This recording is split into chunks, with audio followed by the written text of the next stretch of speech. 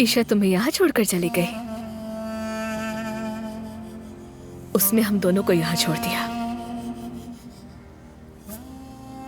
और अदनान भी हमें छोड़कर चला गया।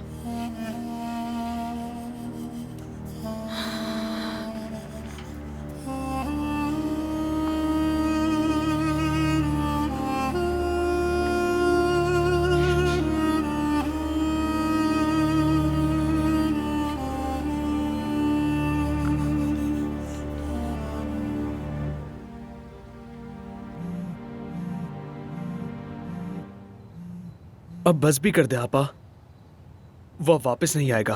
आप रोए मत प्लीज।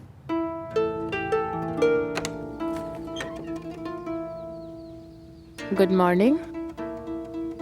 सुबह बखैर। फिर नहीं उठाया। किसे कॉल कर रही हो? अदनान को? नहीं, सुहा को कर रही थी। ईशा अपनी गुड़िया यहीं छोड़ गई है। मेरा दिल बैठा जा रहा है सानिया। तो अदनान को कॉल करो।